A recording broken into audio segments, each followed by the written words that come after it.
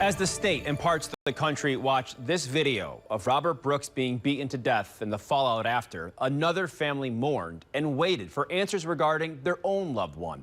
Ameek Nixson, who's from Albany, was killed in Fishkill Correctional Facility in October, 2 months before Robert Brooks was killed. Tonight, Nixon's mother and cousin described the pain of his passing and the agony of answers they haven't received.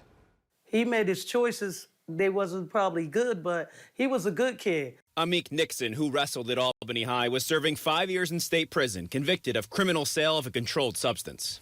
I said, "How you doing, cuz?" And he said, "I'm all right. I won't complain, but I could be doing better, you know." And that's the last thing I ever heard from him, and it resonates through my ear. In the days before his death, the family had been trying to get information about a cut Nixon sustained at the hands of another individual, which moved him from Green to Fishkill. Shortly after, on October 24th, Nixon's mother heard the words, "I'm sorry for your loss." I talked to my son that Monday, and my son dead on a Wednesday.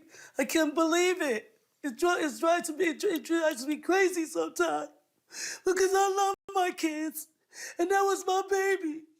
They've since struggled to get information from authorities about the circumstances surrounding his death. After getting nowhere, they foiled for the autopsy, which they received in January. When you found out it was a homicide, were you surprised?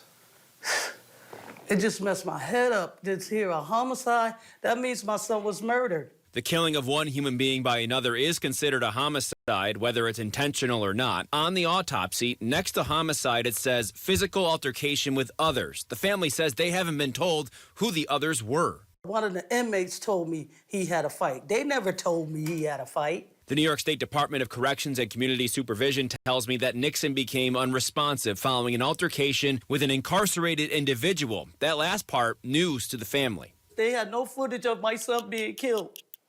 They said the cameras wasn't working.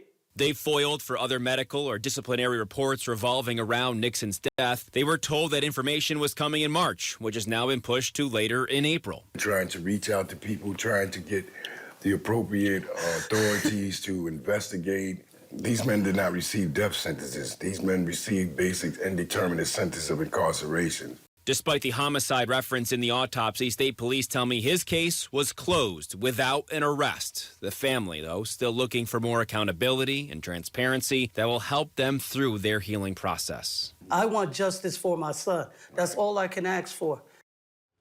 The Attorney General's office tells us they are conducting a preliminary assessment on the matter. We'll have more on the story in the coming days.